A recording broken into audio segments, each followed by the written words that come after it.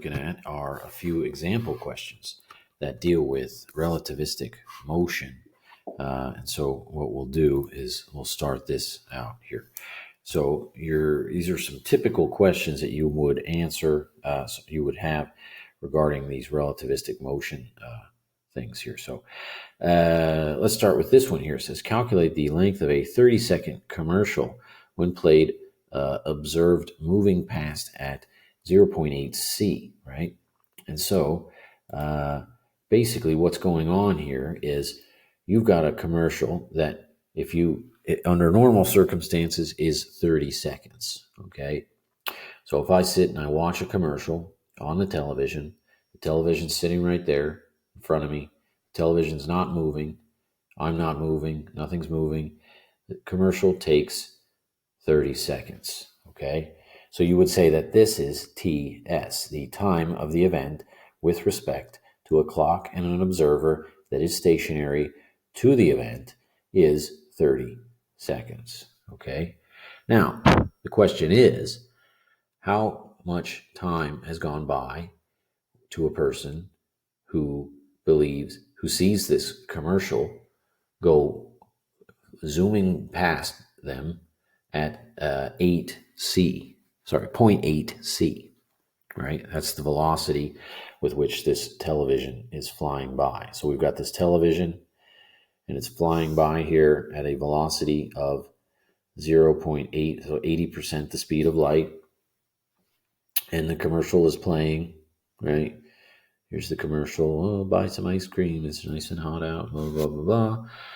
Now you've got some guy here who's, who knows what he's doing. But all we know is he's got a clock, okay? And he is looking at an event that is moving, okay? And so his clock is going to be labeled time moving, okay? And that's what we don't know, all right? So I break out the time moving equals time stationary over root of 1 minus v squared over c squared formula. And I go ahead and plug in some values. 30 seconds goes here, and 0.8 C goes right there for the velocity of the television, right? Should put like some antenna on this television here. It's your classic television. There it is. It's moving.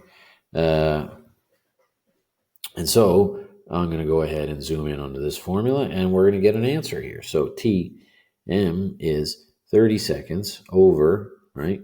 Seconds over the square root of 1 minus 0.8 C, all of this quantity squared over C squared.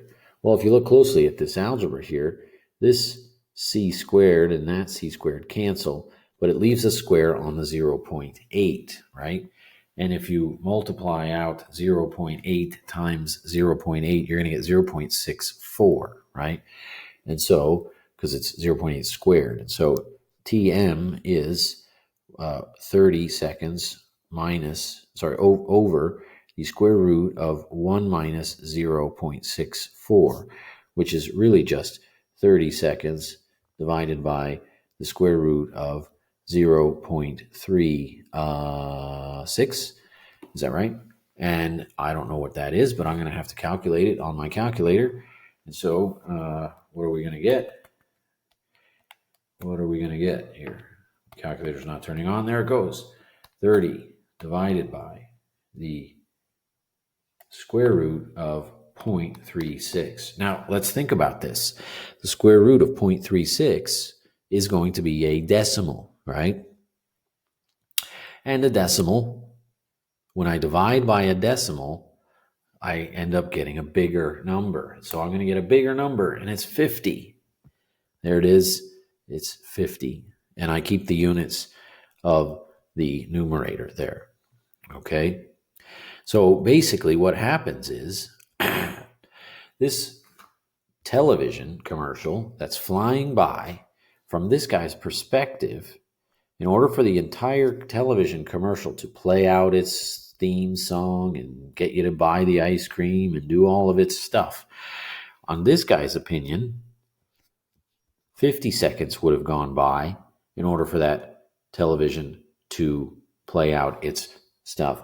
But let's say we've got another guy that's sitting here on a little nice little chair here, and he's watching the television while, like right next to the television, he's moving as well. Only 30 seconds will have gone by in that guy's opinion. Okay. And so that's kind of the idea. So from what we would say is from this guy's opinion, it would look like the television commercial is playing in slow motion, right? Because in order for the entire 30-second commercial to unfold its story, it would require 20 seconds more. Okay. So that means it would kind of have to be slowed down, the event. All right. In order for it to all work out. Right. So the solution is the commercial would last 50 seconds. All right. I had the solution there. All right. So there we go. Number 2, how long would a meter stick traveling at 0.9 C appear to an observer on Earth? Okay, so this is, again, a similar thing here, right? And I prefer to have more space. Let me pause this and get myself a little bit more space. All right, so there it is. Through the magic of filmmaking, I've created myself some more space in practically no time at all, relativistically.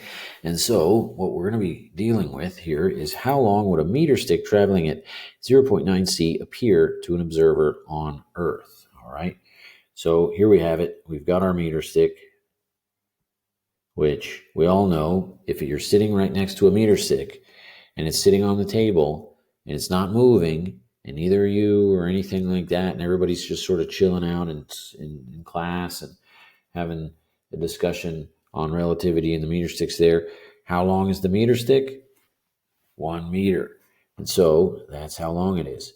And now the question is that a length that is measured, is that an LM or is that an LS, right? And hopefully you're saying to yourself, that is an LS, because that is a length being measured by somebody. It's a distance that's being measured by, somebody that's stationary with respect to that distance. So I currently am looking at an LS of 1 meter. Now I've got this meter stick, and it's zooming on by, and I've got some guy here, and he's saying, whoa, look at that meter stick. It's moving really fast. What's going on with it? But then I look real closely at it, and I say, oh, that's a meter stick. But wait a minute. How long is it? So the question is, I just need to, calculate this out. And so we know that LM is equal to LS times the root of 1 minus V squared over C squared. Okay, where V is the velocity of the meter stick, which is given at 0.9 C. Okay. And by the way, most of these questions already give you the velocity of the things as a percentage of the speed of light. That way, this calculation tends to always be really easy. Watch, because once I plug this C into here, these C's will cancel. So don't waste your time or anything by taking the speed of light, multiplying it by 90%, and then placing it here and dividing it by the speed of light squared, because you just end up with the same answer that I get doing it this way, which is LM equals LS root of 1 minus 0.9 squared, right? Why? Well, because here I've got a C squared and here I've got a C squared, but they cancel, okay? And so I end up with that. 0.9 squared is just like 9 squared, but a decimal, so it's 0.81. 1 minus 0.81 is, what's 1 minus 0.81? It is 19, right? 0.19. And so the LM that I'm looking at is going to be LS, which is actually 1 meter. 1 meter times the root of 0.19. And I don't know what the root of 0.19 is, but I can go ahead and find out what it is. And it's going to be 0.19. It looks to be, it's about 43.5. So around 43.5 centimeters. Okay. Or I guess I should leave it in meters, and I'm going to go ahead and do 0.435 meters. So what's going to happen is that meter stick, from this guy's point of view, is going to be compressed down to a short little meter stick, right? That appears to be 0.43, right? You know what I mean? Like that. And then how would you know that? Let's say that this guy has his own little meter stick out here, right? It's this long. And he kind of like watching this thing go by. And as this meter stick that goes by, as it, let's say that as the two ends sort of line up, right? Like this, for just a brief moment in time, this meter stick and this guy's own meter stick will be sort of in the same spot at the front portion. But then this guy's going to turn his head and he's going to look towards the back end of this meter stick and see, oh, this meter stick doesn't extend all the way back to the full meter. So it looks like it's, short. Obviously, it's going to be a really difficult measurement to get because this meter stick is moving by at 0.9 the speed of light, which is really fast. Anyway, there's our solution. Okay. Muons. Muons are small little atomic elementary particles. They're emitted by the sun, and they have a negative charge, right? They got a mass that's pretty small, but it's still 270 times greater than an electron, right? So muons have a lifespan of about 2.2, and is that micro? I think it's microseconds, right? I believe it is microseconds, which is times 10 to the 6 seconds. I'll just double check that. I always get those guys wrong. And let me see here. That is micro, and it is times 10 to the negative 6, okay?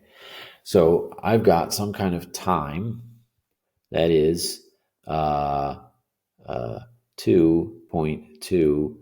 You know what? I'm even just going to leave it as microseconds. Who cares? Why would I even change it into seconds? Because you don't really have to for these questions, okay?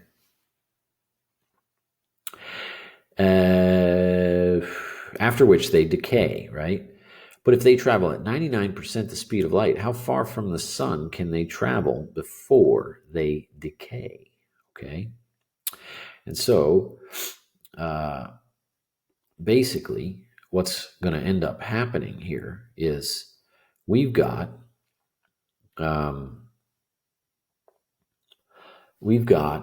this muon. And from this muon's own perspective, let's say I'm a little tiny electron, right, that's sitting on the muon, and I've got myself a clock, okay? And I'm this electron, I'm sitting here, and I measure how long it takes for this muon to appear and then die or decay, change into something else. Let's just say die, all right? And the electron would say, well, that is 2.2 microseconds. And it is a time stationary from my perspective. Okay? Now, let's say we're a person, or not even a person because it would be too hot, but let's say we're a person in like a specialized spaceship or suit that's sitting outside of the sun, just a little bit outside the sun, and this muon comes shooting out. Okay? And this muon was born and it dies, and that's the same event that the electron observed. Okay? But the electron is on the muon. whereas we are sort of floating in space just outside the sun. And so, therefore, what is the event in our opinion? That event is a moving event, which would now be registered on our clock with a TM. Okay? And so I'm going to go ahead and find out that my TM is TS over the root of 1 minus V squared over C squared, V being 0.99 C. All right? And so there we have it. I'm going to go ahead and change this to 2.2 microseconds over some stuff. What is this stuff going to be? It's going to be 1 minus 0.99 squared. Okay. And I'm going to go ahead, and it's also rooted. Okay. I'm going to go ahead and calculate that in my calculator. So it's 1 minus 0.99 squared. It's going to give me a very small number, 0.0199. Now I'm going to root that, which is even going to make it smaller. Okay.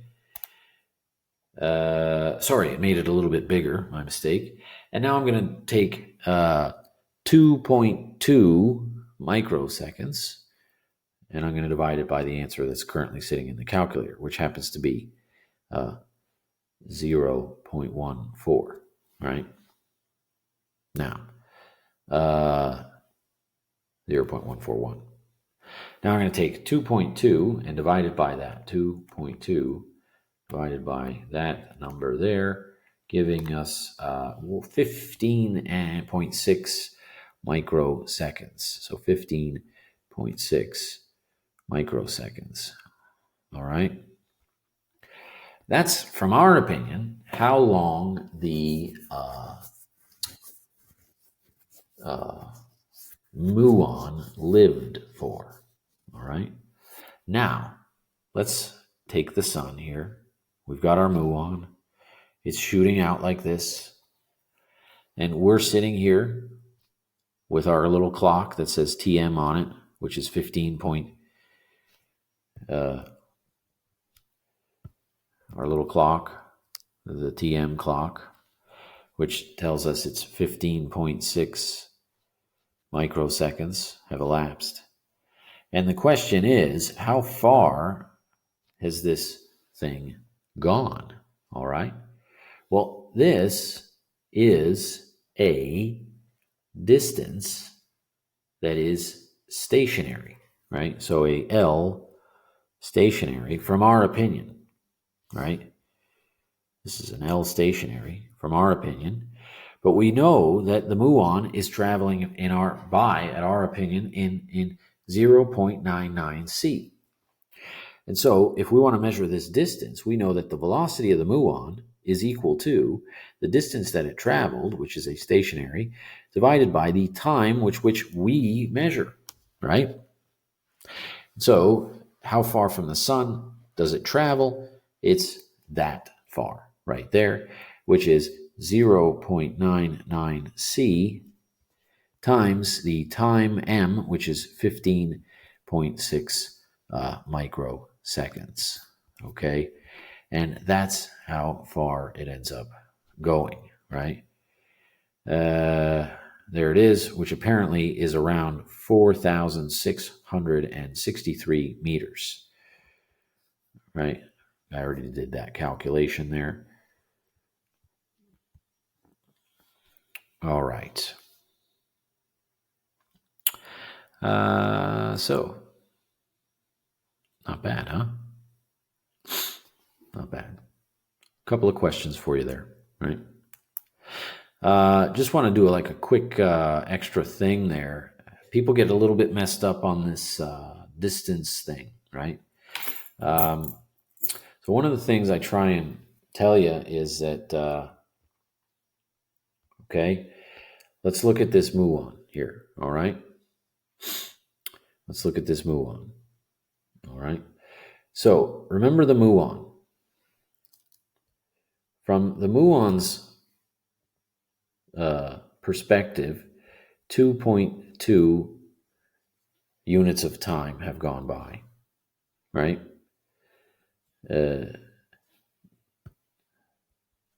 Time, right? And then from somebody outside, right, about 15.7 units of time have gone by, okay?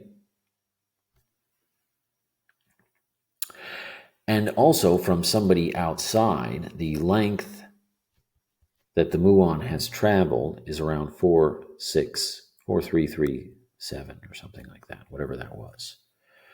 Okay? And that's based on the velocity with which the muon is traveling, okay? And so basically what's happening here is that this muon now is going to look outside and see this distance, 4337. 4337. And it's the location from where it was born to where it died. And let's say that that is 4337. Okay? Now, the question is, if only 2.2 seconds have gone by, right? How fast does the muon need to go in order to cover a distance of 4337? Well, remember that velocity equals distance over time, right?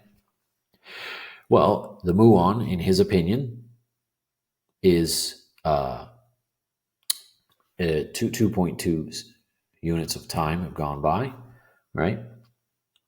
And he needs to travel 4337 in order to get from point A to point B. But he doesn't have much time to do that, right? He only has 2.2 seconds, okay? And so, as a result, the velocity of the muon would have to be, well, actually quite fast. Because look, the person outside says, hey, 4377 distance has gone by, right? But I see that 15.7 seconds have gone by, right? These are microseconds, by the way. And this is now the velocity of the muon, which we know is 0.9 c, right? So the question now remains is if the person outside observes the muon going by at 0.9 c with these numbers, 4337 and 15.7, right? Then the velocity of the muon from the muon's perspective would actually have to be hugely different. So look at this. It would actually have to be much faster than the speed of light in order to travel this is 0.99 c actually, in order to travel 4,337 meters in such a short period of time. It would actually have to travel faster than the speed of light. And so therefore, the only way to justify or rectify this is to say, well, actually, the muon himself believes that he hasn't actually traveled 4337 in distance, okay? And how can we actually find the distance? Well, basically, remember that the muon, from his perspective, is traveling 0.99 c, and from the outside observer's perspective is traveling 0.99 c, and so therefore the velocity of the muon is always 0.99 c, and so therefore the relationship, or these ratios, the ratio of the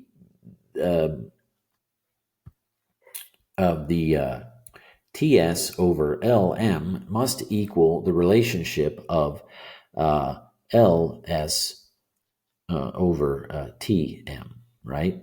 And so how can we determine how far the muon believes he has gone, which is this number that I crossed out there? You actually just set up this relationship here. So you say 4337 over 15.7 equals question mark over 2.2. And these are going to be microseconds, microseconds. These are meters. These are meters. And this is how many meters the muon believes it has moved past it as it's moving through space in its lifetime. Okay? And if you do a little bit of calculations here, let's actually do this. We're going to take 4. We're going to see that this is a shorter distance. And so 4337 times 2.2 and then divided by 15.7. You can just see with the math there. It's only going to, it believes it's only going to have gone 607.7 meters, or let's say 608 meters. Okay. So basically, the velocity of the muon, which is 0.99 c, is equal to the 608 meters, or the distance that the muon believes it's traveled, by the time the muon believes it is alive for, or it's equal to 4. It's also equal to 4337, which is the distance that an outside observer sees the muon travel, divided by 15.7, which is the length of time that the outside observer believes the muon to have lived for. Okay. And yeah, so there you go. A couple of example questions.